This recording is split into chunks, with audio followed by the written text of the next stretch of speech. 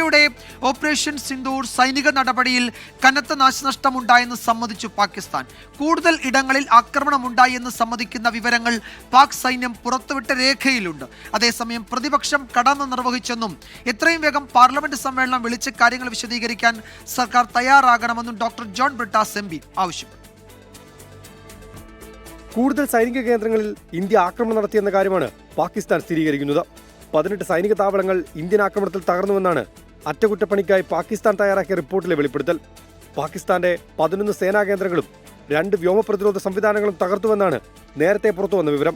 Peshawar, Jung, സിന്ധിലെ, Hyderabad, ബാവൽ Nagar, Attock, ചോർ എന്നിവിടങ്ങളിലും ആക്രമണം നടത്തിയെന്നാണ് പുതിയ സ്ഥിരീകരണം.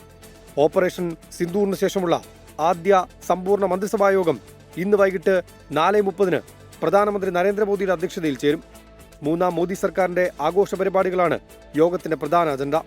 ഓപ്പറേഷൻ സിന്ദൂർ വിശദീകരിക്കാൻ പ്രത്യേക പാർലമെന്റ് സമ്മേളനം ചേരുന്ന കാര്യത്തിൽ യോഗത്തിൽ തീരുമാനമുണ്ടാകും. എത്രയും വേഗം പ്രത്യേക സമ്മേളനം വിളിച്ച് കാര്യങ്ങൾ വിശദീകരിക്കാൻ സർക്കാർ തയ്യാറാകണമെന്ന് സർവകക്ഷി സംഘത്തിന്റെ ഭാഗമായി വിദേശ സന്ദർശനം നടത്തിയ ജോൺ ബ്രിട്ടാസ് MP ആവശ്യപ്പെട്ടു. സർക്കാരിനോടുള്ള കടുത്ത ഭിന്നത മാറ്റിവെച്ചാണ് ഞങ്ങളെപ്പോലുള്ള MPമാർ സർക്കാരിന്റെ ദൗത്യത്തിൽ പങ്കുകൊണ്ടത്. അതുകൊണ്ട് സർക്കാർ ഞങ്ങളുടെ മുകളിൽ വെച്ച് അർപ്പിച്ച ആ ഒരു ഉത്തരവാദിത്തം ഞങ്ങൾ കൃത്യമായി നിർവഹിച്ച സ്ഥിതിക്ക് ഇനി സർക്കാരിന്റെ ആ ഉത്തരവാദിത്തം നിർവഹിക്കണം. ഈ മാസം 16 പ്രത്യേക സമ്മേളനം എന്ന കാര്യം കേന്ദ്ര സർക്കാർ പരിഗണിച്ചിരുന്നെങ്കിലും ഇക്കാര്യത്തിൽ ഔദ്യോഗിക പ്രഖ്യാപനം ഇതുവരെ ഉണ്ടായിട്ടില്ല. 24 ഡൽഹി.